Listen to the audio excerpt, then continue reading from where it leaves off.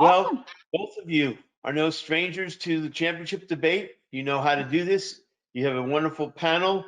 I'm going to hand it over to our distinguished chair, Terry Robinson, who's been running tab, and now after 10 hours, we'll judge and adjudicate the championship debate. So everyone enjoy and have a great final debate. I would like to repeat those congratulations. It's an awesome accomplishment with the time frame you had to work with to get yourselves to the final round. I'm familiar with both of you young ladies, and you're excellent speakers, and I can't wait to see this debate. I know it's going to be a really, really good debate. My time starts now. My brother is a U.S. Marine.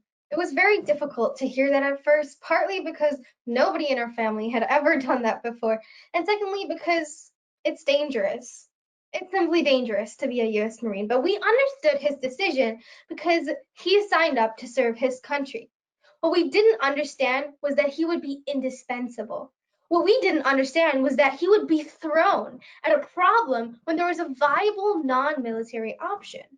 Soldiers are not indispensable. They have lives, they have families. And war is volatile, ending in death on both sides, not just soldiers, but civilians also. We should be taking every precautionary method to avoid such horrors, and economic sanction is our option. I agree with the resolution that economic sanctions do more good than harm. This is because, first, they protect human rights, second, they're a viable non-military option, and third, they prevent deadly conflict. My first point is that economic sanctions protect human rights, and I will be using the South Africa apartheid regime example for this. Apartheid was a system of discrimination against people with black color of skin. They were segregated by their race. They had to live in different housing facilities, have different identification papers, couldn't get married. This was too oppressive, which caused the US Congress to pass the Anti-Apartheid Act of 1986. According to the New York Times, this act effectively pushed the economy over the edge in South Africa, forcing their government to start dismantling over 100 years of racism. Nelson Mandela was released after 27 years of imprisonment. People were finally being represented in their elected officials, especially people of color. Another example is Yugoslavia, which I will talk about later in my speech. The benefit of being a powerful nation like the US is that we can help others. Economic sanctions are a foreign policy tool that are not at extremes, but actually are effective in creating our human rights goals. My second point is that economic sanctions are a viable and less expensive non-military options. We simply cannot react to every political problem with military force. This is irresponsible and quietly it's impossible because firstly, our armies aren't large enough, and secondly, the costs are just way too bad. The economic sanctions in 1987 cost the US $7 billion. The defense budget that year, the cost for using force and preparing for use of force was $283.5 billion in that same year. An example is Yugoslavia. There was a war in Bosnia going on, and human rights violations were happening on both sides, which is why the US enforced sanctions on Yugoslavia and effectively ended the war in Bosnia and persuaded peaceful settlement. According to the International Journal of Peace Studies, without sanctions, it would have been very unlikely that the Serbians would have accepted the Dayton Accord. This is showing that economic sanctions effectively dismantle the situation without needed use of force. Without economic sanctions, the other options are inaction or force, which leads to more lives lost. My third point is that economic sanctions prevent deadly conflict and save lives. There is no specific numbers of the lives saved by economic sanctions because we simply do not know how many problems that we have prevented. According to the Belfer Center, economic sanctions have no equivalent champion. As a result, the successes are widely unreported while the failures are exaggerated. According to the American Economic Association, a study finds that economic sanctions decrease the probability that a country in a militarized dispute will participate in another militarized dispute. For example, India and Pakistan in their 1971 dispute was sanctioned, and there was over a 50% decrease in the number of disputes after 5 years. They had a similar dispute in 1982, which was unsanctioned, and the number of disputes tripled after 5 years. Economic sanctions simply give countries the incentive to be peaceful, saving lives. They provide us a middle ground, a third option, effectively doing more good than harm. Thank you. Standing ready for cross-ex. Thank you very much, Svetha.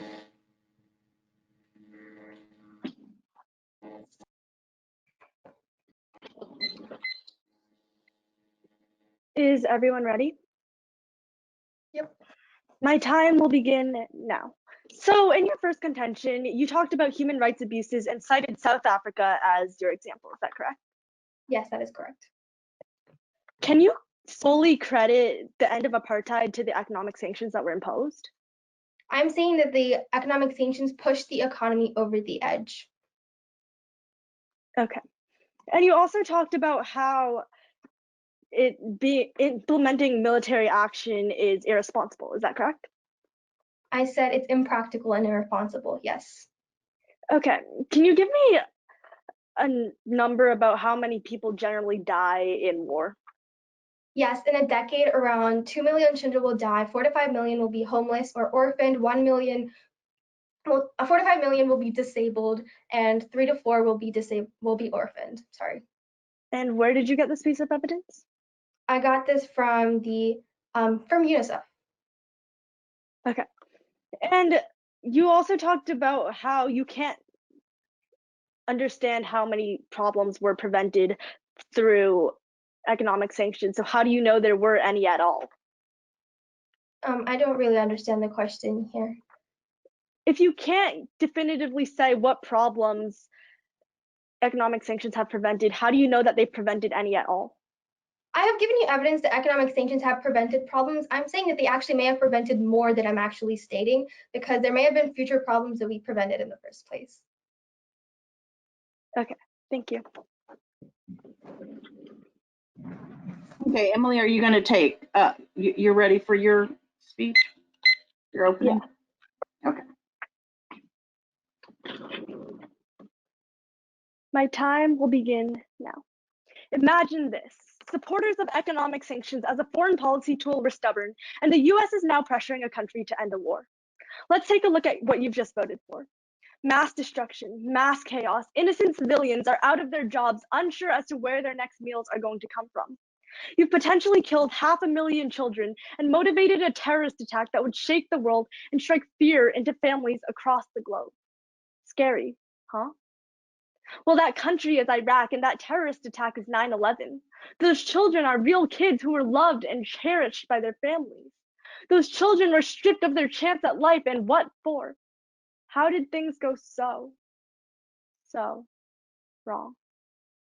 My name is Emily Zhang, and I rise in opposition to the following statement. Economic sanctions as a foreign policy tool does more good than harm. My two reasons for being on this side in today's debate are that it's not the people in power who are harmed, but rather the people at the bottom of the economic ladder, the everyday workers, as well as that they are counterproductive. Before I get into my reasoning, in this debate, a key thing to note is that we believe that the righteousness of an action is determined solely by its consequences. At the end of the day, regardless of how pure your intentions are, it's the aftermath of your action that goes in the history books. It's what people remember. It doesn't matter if you were trying to save the children when you end up killing them instead. Now, to my first point. While economic sanctions aim to target those in power, at the end of the day, it's the individual civilians who are going to be hit the hardest. Let's take a look at Iraq. The US implemented economic sanctions of all sorts there from 1990 to 2003. When commenting on the sanctions that were put in place in Iraq, former Secretary General of the UN said that the hardship imposed on the civilian population is greatly disproportionate to the likely impact of the sanctions on the behavior of those on the receiving end. The State of the World's Children Report, 1997, UNICEF, states that the per capita income in Iraq dropped from $3,510 in 1989 to $450 in 1996.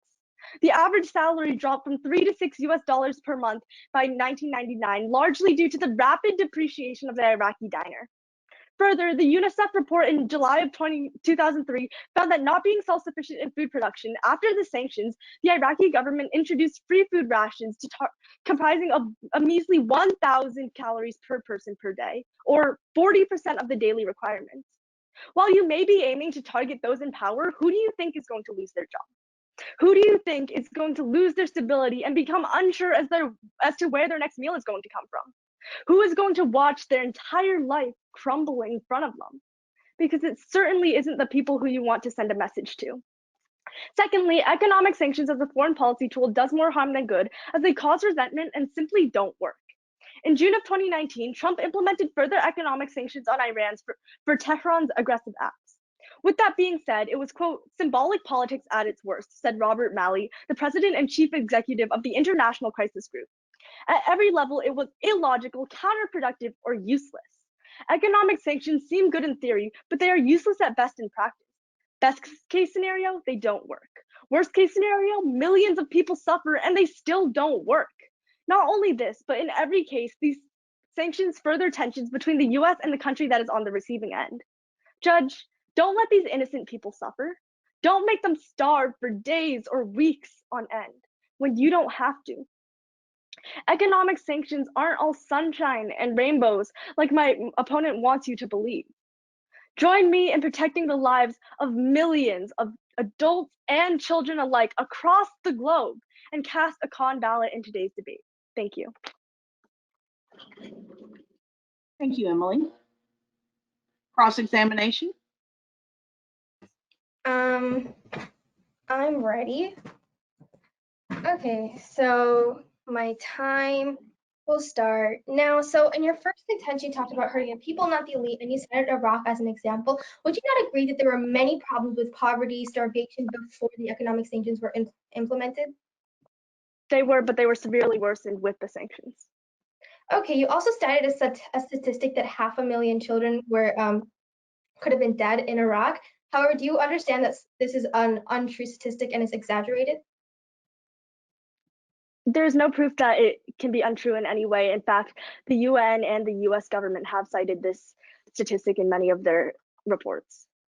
Well, I would just like to say right now, this statistic was given truth by Saddam Hussein. Moving on to your second point about economic sanctions not working, you stated that they're useless in practice. So would you say potentially avoiding a nuclear threat being useless? Well, I think that protecting the lives of people from the immediate threat, which is economic sanctions, is far more important than preventing a hypothetical future war. Well, maybe it's not hypothetical. Would you say that ending a war is useless?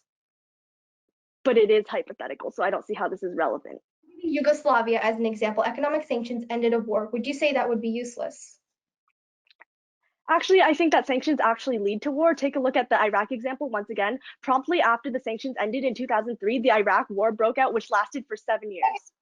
Thank you. You also, for your economic sanctions don't work example, you gave a 2019 example from the Trump administration. This was literally a year ago, so we don't even know the effects of the sanctions. Do you have any other examples showing that economic sanctions don't actually work? Actually, a study conducted by NSGNF found that over the past 30 years or so, only 13% of sanctions have achieved their initial goal. Well, do you understand by this statistic that the measure of success is actually perfection, and this statistic is very untrue? How do you know that? By the International Journal of Peace Studies, but I will talk about that later. That's cross-examination. Okay. So are we starting prep now? Yes, please. Can I have a minute? Yes. Yes. Yeah. Okay. My time starts now. So my opponent's first contention, she talked about hurting the poor and not the elite. However, I'd like to just say right now that she has completely exaggerated this point. She agreed during cross-exam that there were many problems beforehand. Yes, maybe economic sanctions exaggerated them, but the statistics are over-exaggerated. I would also like to say right now that my opponent's use of 500,000 children are dead is very, very untrue. This statistic was provided by Saddam Hussein, the terrorist that was actually trying to get rid of economic sanctions. So this statistic is false. I'd like to say right now that without economic sanctions, we either have to resort to military force or inaction. Military force is 10 times worse when we're dealing with humanitarian crisis. 2 million children killed in armed conflict, 4 to 5 million disabled, 12 million homeless, 1 million orphan. You can just see right now that the statistics are far worse with the other options. What I'm saying is that economic sanctions provide us with a third option. They give us a middle ground. I am not all sunshines and rainbows. I'm giving you reality here.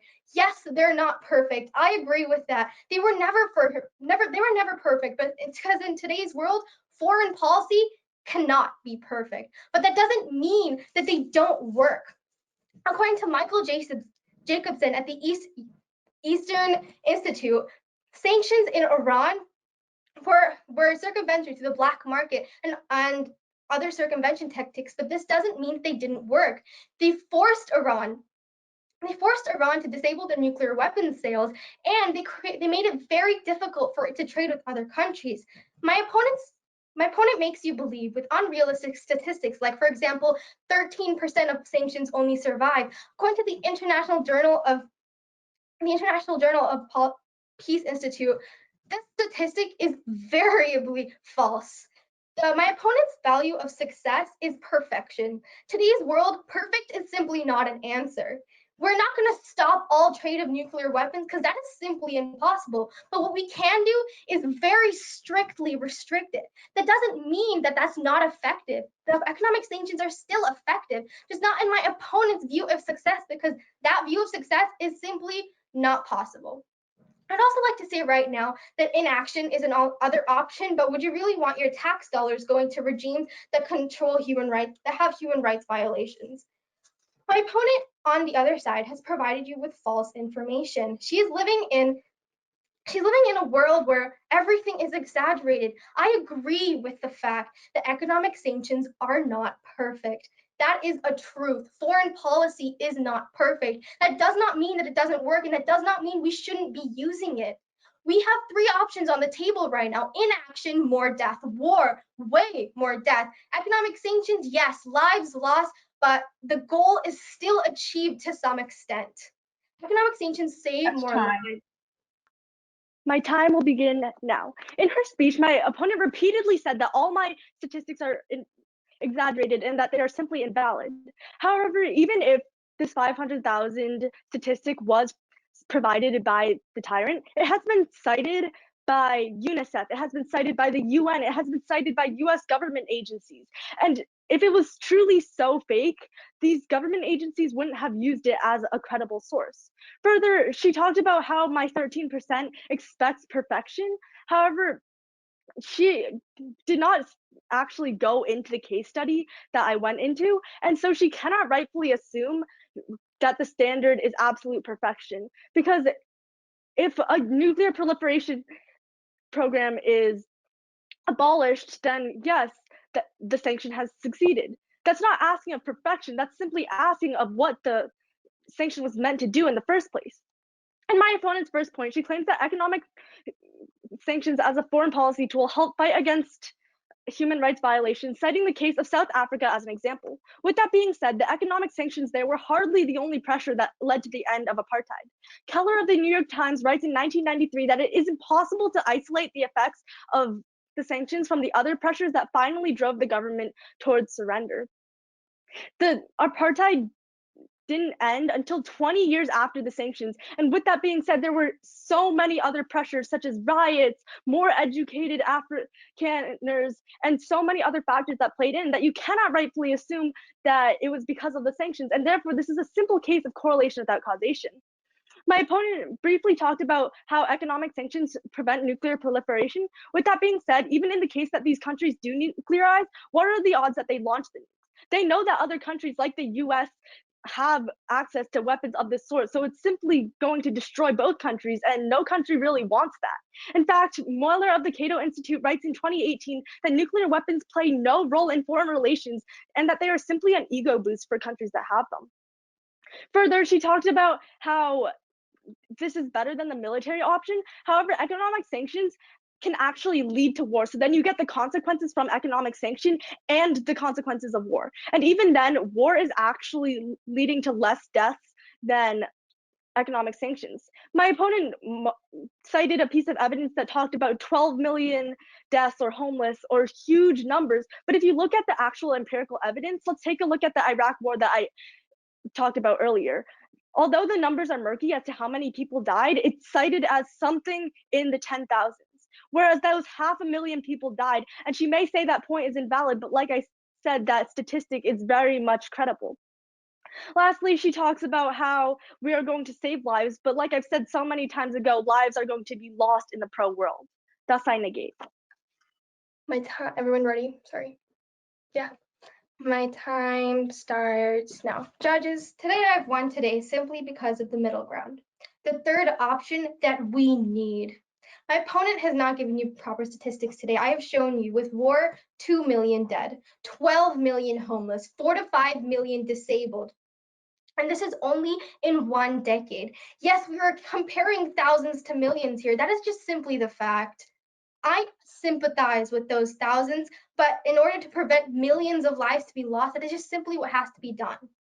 And inaction is also not the answer. My opponent would have you believe that economic sanctions only do harm, citing repeatedly this 13% source or 500,000 dying. However, foreign policy goals are often reaching for perfection. In today's world, perfection is not the answer. For example, they may say that we need to completely end nuclear trading. This is simply unrealistic. Black market, the internet, there are so many ways to circumvent, but economic sanctions still are effective, even with all these problems. I've cited examples, for example, Michael Jacobson. He said that yes, these sanctions are not perfect, but we need them. We need them as a third option, and we need them so that the problems that we're dealing with today aren't 10 times worse. Yes, maybe North Korea is continuing its trade, but imagine what would have been happening without economic sanctions. They would have been 10 times the amount of nuclear weapons in their hands. Economic sanctions work. They make it difficult for countries to trade, and they always create some change. Cuba, Iraq, Sri Lanka, South Africa, Guatemala, Malawi, these are only a few places where we have seen change. Khan keeps giving you a limited perspective. I'm giving you reality here. In truth, yes, economic sanctions are not perfect, but we still need them. Lives are being saved here, and we're preventing future horrors with economic sanctions. Vote pro today because you must understand that we will save more lives. Thank you. My time will begin now. My opponent started off her summary speech by saying that economic sanctions always create change. Yeah, bad change. Cuba launched missiles, Iraq, children died, China, human rights abuses left and right. Imagine that little kid dying a slow and painful death to malnutrition and starvation. We brought this on him or her. We stripped them from their family before they ever got the chance to truly live. Don't let history repeat itself. I'm begging you. In this speech, I will be summarizing the key ideas and concepts in today's debate.